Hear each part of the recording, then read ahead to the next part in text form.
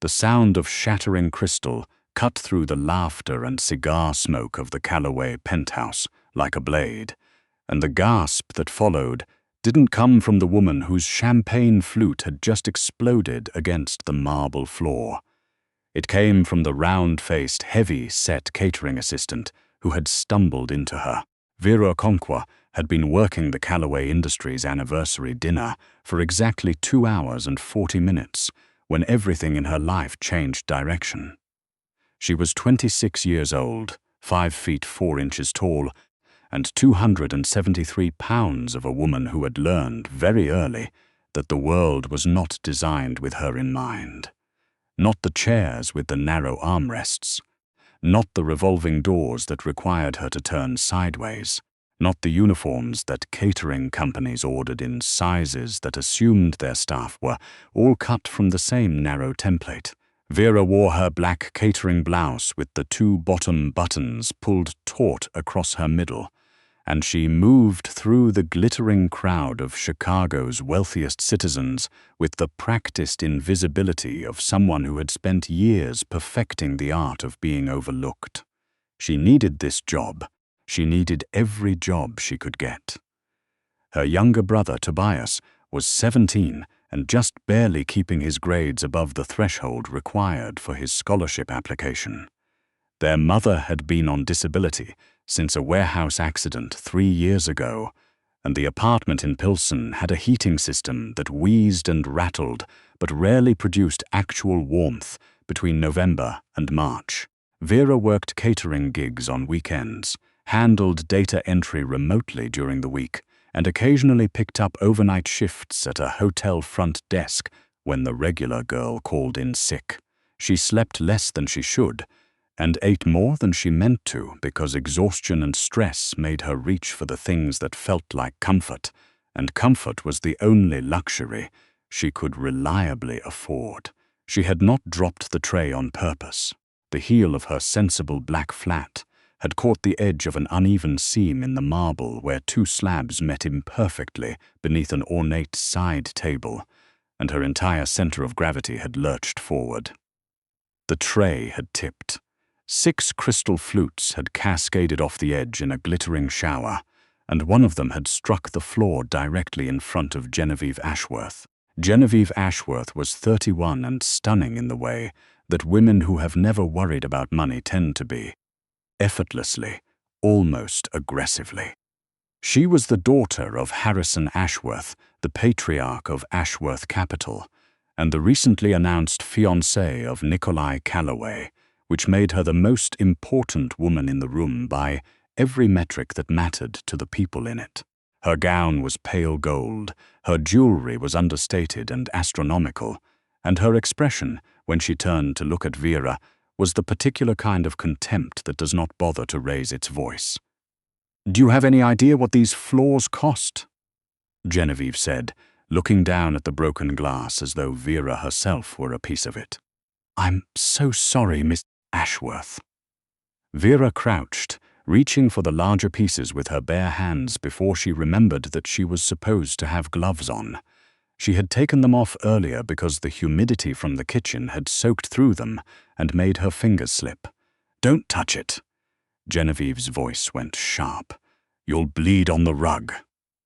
A few of the nearby guests had turned to watch. Vera felt the heat rising up the back of her neck, that particular warmth of public humiliation that she recognized the way some people recognize the smell of rain before it falls. "And look at her." Genevieve turned slightly, addressing the man beside her, her voice dropping to a tone meant to carry without appearing to shout. "They sent us this tonight. Honestly, where does Prestige Catering find these people?" Vera did not straighten up immediately. She was still crouched, hands hovering over the broken glass, and she was doing the math that she always did in moments like this, the math of what she could afford to say versus what she needed to stay silent about. The rent was 2 weeks out. Tobias's school fees for the spring semester were due. Her mother's prescription renewal was on Friday. She said nothing. She gathered the glass carefully with a cocktail napkin she pulled from her apron, stood, and walked back toward the kitchen with her jaw set and her eyes dry. What Vera did not notice as she retreated was that she was being watched from across the room. Nikolai Calloway was 40 years old and built, like someone who had spent the first half of his life surviving things that would have finished most men. He was 6 feet 2, broad through the shoulders, with dark hair going grey at the temples, and a face that had been handsome once and was now something more complicated than handsome, angular and still, with eyes the color of weathered slate that gave away nothing. He stood near the windows overlooking Lake Michigan with a glass of whiskey he hadn't touched, flanked on either side by men who were dressed like guests but positioned like sentinels. The Calloway name was attached, publicly, to a diversified portfolio of real estate development, private logistics, and a mid-sized shipping firm operating out of the port of Chicago. It was attached, less publicly, to a great many other things. Import routes that moved commodities that did not appear on any manifest, political relationships that were maintained through the systematic application of money and fear, and a reputation in certain circles as a man whose agreements were honored absolutely and whose grievances were settled in ways that did not leave room for appeal. Nikolai had inherited the organization from his uncle, Alexander, who had built it over 30 years into something that functioned less like a criminal enterprise and more like a parallel economy. Nikolai had restructured it, made it cleaner, made it quieter. He was not cruel by preference. He was precise, and precision occasionally required cruelty as an instrument. He had watched the exchange between his fiancée and the catering girl without expression. He had watched Genevieve's mouth form those words, and watched the heavy-set young woman go still and then retreat. He had registered something in that stillness, not weakness, but a kind of deliberate containment that has made a choice, dignity of someone who has made a choice not to be broken by a thing that is trying to break them. He returned his attention to the room and thought nothing more of it. The evening moved on. The speeches were made, the food was served, the deals were cemented in the language of handshakes and eye contact. Vera refilled water glasses and carried out plates and tried to remain invisible, which was something she was good at, despite being the kind of woman that rooms tended to notice. It was almost 11 when she noticed that the elderly woman near the east hallway was no longer seated at her table. Vera had been watching her peripherally for the past hour, the way she watched things that seemed slightly off, a habit from years of working in spaces where something going unnoticed could turn into something going wrong. The woman was perhaps 75, white-haired, with the kind of bone structure that suggested she had once been striking. She was dressed beautifully in deep burgundy, and she had been seated at the family table near the dais, clearly a person of significance. But twice in the past hour Vera had seen her look around the room with an expression that was not confusion exactly, more like the expression of someone trying to locate a sound they could not quite place. The third time Vera looked, the chair was empty. She set down her tray without thinking about it and slipped out through the side corridor. She found the woman in the building's fire stairwell, 1 floor down, standing on the landing with both hands gripping the metal railing and looking at the stairs with the expression of someone who had forgotten which direction they were meant to be traveling. "Mrs. Calloway," Vera said gently. She had gathered the name from overhearing the family introductions earlier in the evening. This was Dorothea Calloway, Nikolai's mother, who had flown in from Geneva 2 days ago for the engagement dinner. The older woman turned. Up close, her eyes were a pale, watery blue, and they focused on Vera with an effort that was slightly too visible. "I was looking for the garden," Dorothea said. "There's supposed to be a garden. There's a rooftop terrace," Vera said carefully, "but it's closed tonight because of the cold. Were you looking for some air?" Dorothea looked at the stairs again, and her voice was very quiet, stripped of the social performance that older women of her background tended to maintain even under distress. "That's okay," Vera said. She moved slowly, the way she had learned to move around her grandmother in the last years of her life, when the dementia had made sudden movements frightening. "I know where we are. I can take you back." She offered her arm. Dorothea looked at it, then at Vera's face, and something in her expression settled. "You're a kind girl," Dorothea said, taking the arm. They went back up slowly, Vera matching her pace, talking quietly about nothing, the flowers in the arrangement near the elevator, the sound of the music from the ballroom, small anchors of the present moment. By the time they reached the corridor outside the main venue, Dorothea seemed steadier, though not entirely returned to herself. They were 20 feet from the ballroom entrance when Genevieve Ashworth appeared in the corridor. She was moving with purpose, phone pressed to her ear, and she nearly walked past them before she stopped and turned. Her eyes moved from Dorothea to Vera and back, and something shifted in her face, not concern, but calculation. Genevieve's voice was warm in a way that didn't reach her eyes. "There you are." "I was just—" "What is she doing with you?" "She found me," Dorothea said simply. "Found you?" Genevieve looked at Vera with an expression that communicated precisely that catering staff were not supposed to be alone with the family. "Were you wandering the building?" She was speaking to Dorothea but watching Vera, and the implication in her tone was sharp enough to cut. She was disoriented. "I found her in the stairwell. I was bringing her back." Genevieve's chin lifted. "No one asked you to do that." "No," Vera agreed. "In fact, you're supposed to be in the venue. You're not supposed to be wandering the private floors of this building." She stepped forward slightly. "I'm going to speak to your supervisor."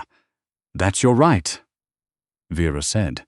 She had not raised her voice. She could feel the tremor in Dorothea's hand on her arm, the older woman picking up on the tension the way elderly people with fragile nervous systems often do. "Let go of her." Genevieve's voice had gone very flat. Vera looked at Dorothea. "Are you all right if I step back?" Dorothea nodded, though she looked uncertain. Vera released her arm gently, and Genevieve moved to take Dorothea's other side, positioning herself between the older woman and Vera with the deliberate efficiency of someone claiming territory. "You should go," Genevieve said to Vera, "before I decide this was something worse than poor judgment." She let the implication hang in the air between them, the suggestion, unspoken but perfectly clear, that Vera might have had reasons for being alone with Nikolai Calloway's mother that were less than innocent. The suggestion that a woman of Vera's background in a building like this, finding herself alone with an elderly woman of significant net worth, might have been doing something that had a word attached to it. Vera felt something tighten in her chest, not quite anger. Something older than anger. "Take care of her," was all she said. She turned to go. She had taken 2 steps when she heard it, a sound that was brief and brutal and instantly recognizable, the sharp crack of an open hand connecting with the side of someone's face. She spun around. Dorothea was pressed against the wall, her hand raised to her cheek, her eyes wide and filling fast. Genevieve stood before her, chest heaving, the pale gold dress trembling slightly with the force of her own shock at herself, or perhaps satisfaction. It was impossible to tell. "You spilled wine on me," Genevieve said, her voice fractured and high, "at the dinner table, in front of everyone. Do you understand how embarrassing?" Vera did not think. She crossed the corridor in 3 steps and put herself between Genevieve and Dorothea, her broad back to Genevieve, her hands moving to Dorothea's shoulders to check her, to steady her. "Are you hurt?" Vera asked. "Let me see." Dorothea was weeping silently, the tears running straight down without any of the usual accompaniments of sobbing. Her cheek had already gone red. "Get out of my way." Genevieve's voice came from directly behind her. "This is none of your business. She's not your—" "Don't touch her again," Vera said. She did not turn around. Her voice was very level. "Excuse me," I said, "Don't touch her again." There was a beat of silence, and then Vera heard a different sound, the sound of a man's footstep, more than one, coming fast down the corridor from the direction of the ballroom. "What is happening here?" The voice was not a question. It was a statement delivered in the tone of a man who was already in the process of assessing a situation, and whose assessment, once complete, would constitute a verdict.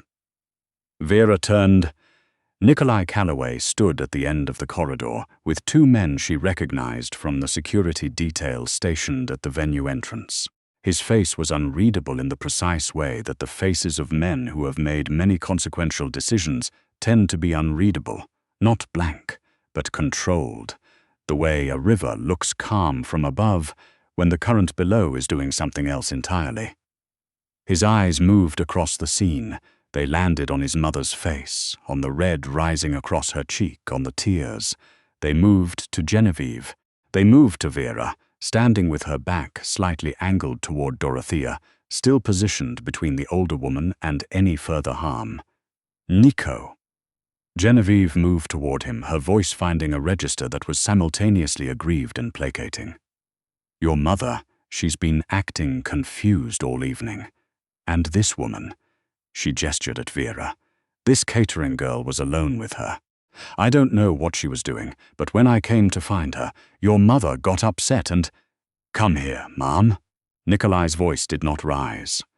He spoke to his mother, directly past Genevieve, and Dorothea moved toward him immediately with the tottering urgency of someone who has just been waiting for permission to be afraid. "She hit me," Dorothea said against his shoulder.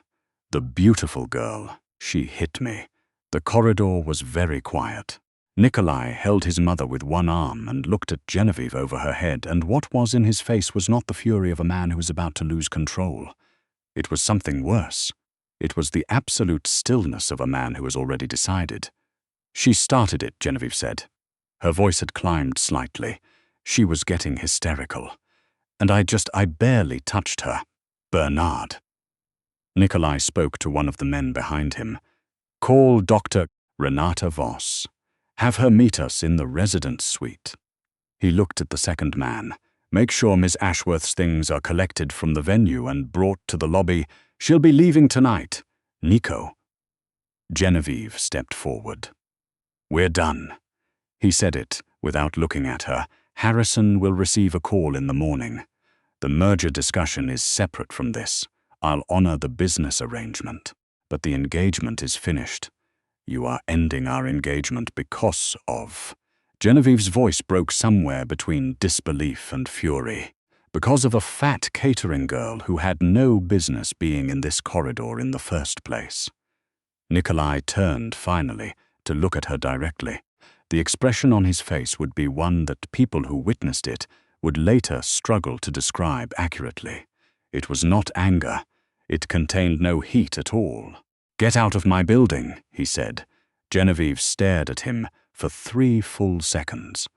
Then she turned and walked toward the elevator, and the sound of her heels against the marble was the only sound in the corridor until the doors closed behind her. Nikolai looked at Vera then. Really looked in a way that Vera was not accustomed to being looked at in situations like this, directly, without pity, without the particular discomfort that people tend to display when they're not sure how to process a woman who takes up as much space as she does. "What's your name?" he asked. "Vera Okonkwo," she said. "You found her in the stairwell. 1 floor down. She was looking for a garden." Something moved briefly across his face. Not quite grief, the near neighbor of it. "Thank you, Vera," he said. He guided his mother toward the elevator, one of the men falling into step beside them. The other remained in the corridor, and Vera understood this as a kind of signal, so she waited. She was not sure what she was waiting for.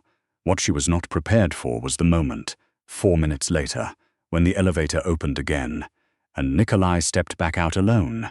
He walked toward her and stopped at a distance that was professionally appropriate and somehow still felt closer than she's expected.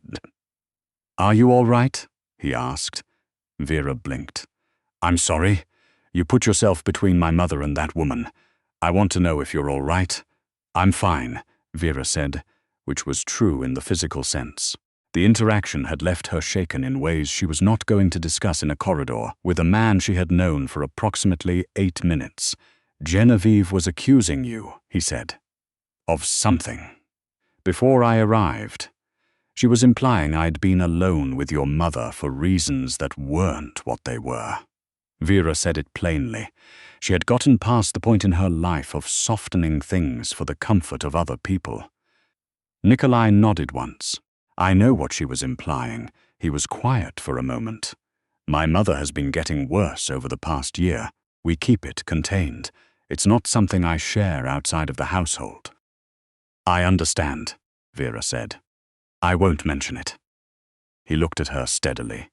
"I know you won't." She did not ask how he knew. She had the sense that Nikolai Calloway did not make statements he hadn't already accounted for.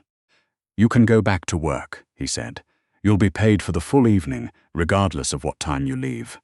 And if your supervisor gives you any difficulty over this, I'd like his number." Vera almost smiled in spite of herself. "That's not necessary." "Probably not," he agreed, "but I'd still like it." She went back to the kitchen. She finished the shift. She took the late train home through the cold Chicago streets and let herself into the apartment quietly so she wouldn't wake Tobias, and she sat at the kitchen table for a long time with a cup of reheated coffee and tried to make the evening make sense in her head. It didn't, quite. 3 days later, her supervisor called her and told her she'd been requested for a private event. Long-term, semi-regular, at the Calloway Residence Tower. She said yes, not because she thought it would lead anywhere. She was not a woman who had been conditioned, by her 26 years of specific unglamorous experience, to expect that moments like the one in the corridor turned into anything other than moments. She said yes, because the pay rate he quoted her was 3 times her standard gig rate, and Tobias's school fees were due. What she did not account for was Dorothea. Within 2 weeks of beginning work at the residence, Vera had fallen quietly and entirely into the orbit of Nikolai's mother. Dorothea requested her by name for morning tea. She asked Vera to sit with her when the other staff were busy, and Vera would read aloud from whatever novel was on the side table while Dorothea listened with her eyes half closed and her thin hands folded in her lap.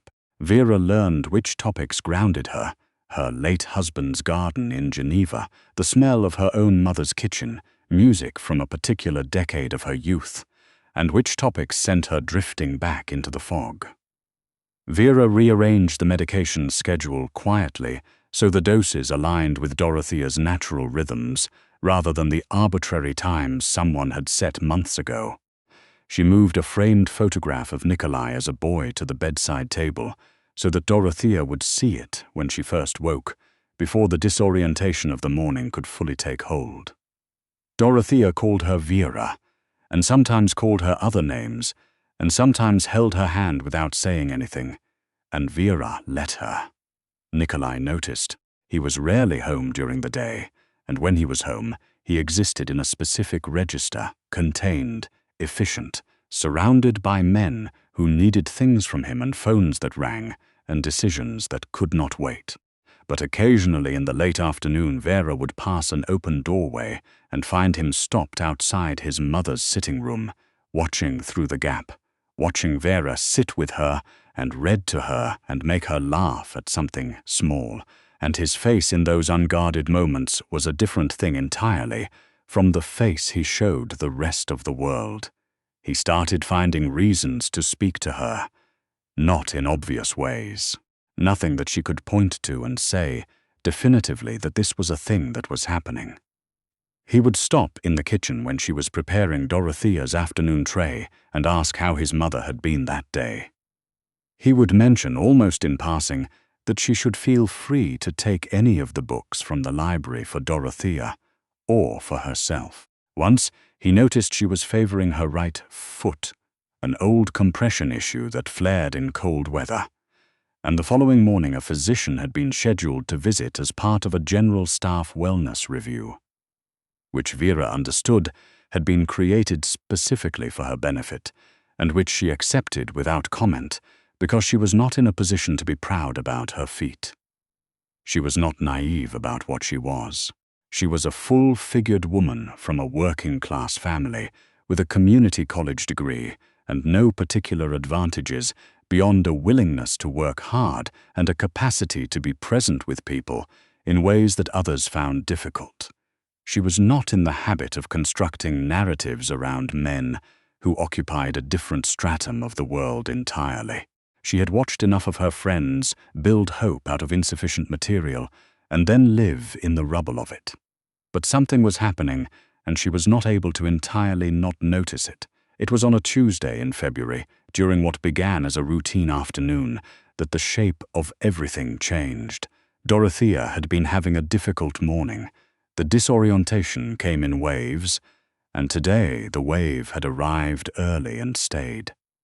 So, by the time Vera arrived, Dorothea was dressed but confused about where she was. Not in the frightened way, but in the distant way, the way of someone whose interior world had temporarily become more real than the external one. Vera settled her, made tea, played the music she liked, and by noon, Dorothea had come back to something close to herself. They were sitting in the afternoon light, Vera reading aloud from a novel about a woman who kept bees in Tuscany, when the door opened and a man walked in who was not Nikolai and not any member of the staff that Vera recognized. He was perhaps 60, silver-haired, with the kind of build that suggested he had once been physically formidable, and was now formidable in different ways. He wore a good suit and an expression of mild pleasantness that did not reach anywhere near his eyes. Dorothea. His voice was warm in the way that a room can be warm when the heat source is a gas flame with no wick. Efficient but not quite alive. It's good to see you. Do you remember me? I'm Gavril. Dorothea looked at him uncertainly. She looked at Vera. I'm sorry, Vera said, setting down the book and standing. I don't think we've met. I'm Vera, Mrs. Calloway's personal companion. Were you expected today? Gavril's pleasantness adjusted fractionally. I'm an old family friend. I don't need to be expected. Everyone who comes to this floor needs to be announced, Vera said. That's the protocol. Is it? He looked at her then, the full look, the kind that took inventory and then assigned value, and Vera was familiar enough with what came next that she did not wait for it. I'm going to ask you to wait in the main sitting room while I confirm with Mr. Calloway's office, she said. Gavril smiled. I don't think that's necessary. I think it is, Vera said. He took a step further into the room. You're the catering girl. His voice had not changed in volume or surface friendliness. Nico has a soft spot for her, Dorothea. Did you know that? The big girl who found you in the stairwell. It's a touching story. He looked at Vera with something that was not a smile at all behind the shape of one. But you should understand your position here, sweetheart. You're temporary. You're a comfort measure.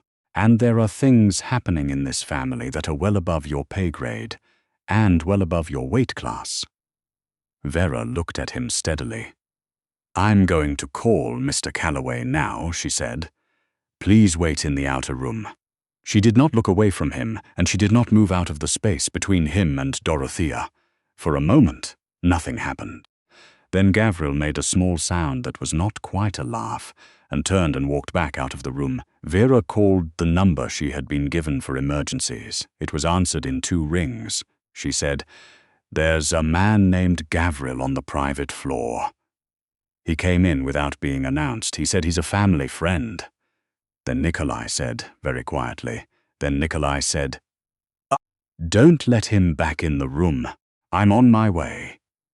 Gavril's strike, she later learned his name, and what it meant in the ecosystem of the city's organized interests, had apparently decided that the moment of Genevieve Ashworth's removal from the picture was an opportunity.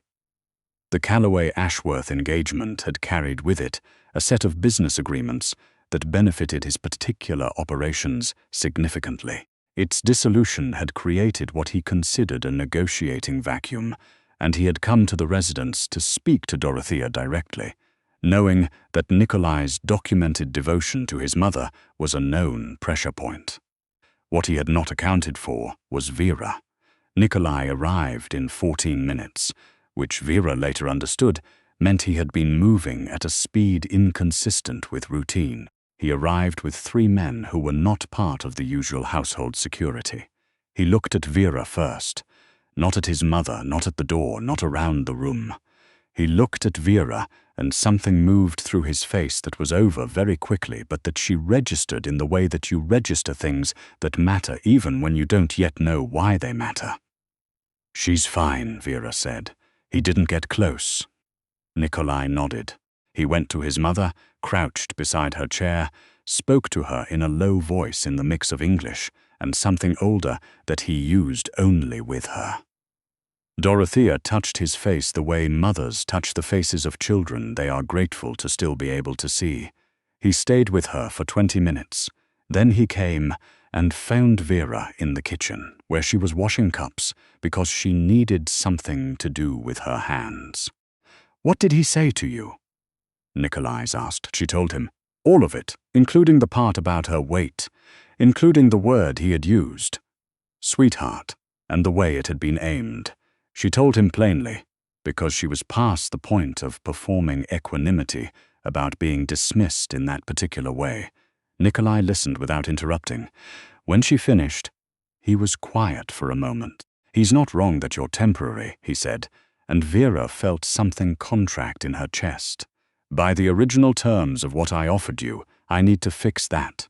She looked at him. "I want you to stay," he said, formally, "with a contract and a salary and whatever it would take to make this something you want." He paused. "My mother is getting worse. She trusts you in a way she doesn't trust anyone else on staff. That matters to me practically." Another pause, different in quality from the first. "It also matters to me in other ways that I'm aware are not straightforward to say, given who you work for and who I am." Vera set down the cup she'd been holding. "Those other ways," she said carefully. "Yes," he said. She looked at him for a long moment. She thought about Tobias and her mother, and the heating system in Pilsen, and the 273 pounds of herself that she had carried through a world that frequently made her feel she was taking up more than her allotted share of it. She thought about Dorothea's hand in hers on the stairwell landing, about the sound of a novel about Tuscan bees filling an afternoon with something good, about the way Nikolai Calloway had looked at her in an unguarded hallway like she was a thing of value. "Those other ways are going to take more than one conversation," she said.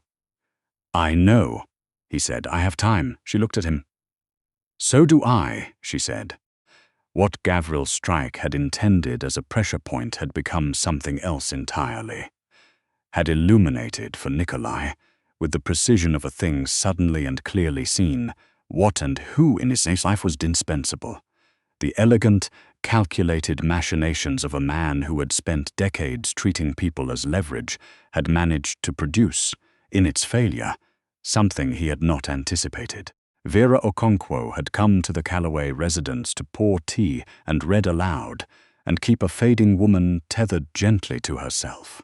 She had, in doing that, become the only person in Nikolai Calloway's world who had stood in a doorway and told a dangerous man not to come any closer, and meant it with nothing behind her but the simple and absolute authority of someone who knows exactly what she is protecting and exactly why. She had been hired to be temporary. She stayed, and the world she stayed in arranged itself, slowly and irrevocably, around the fact of her presence in it.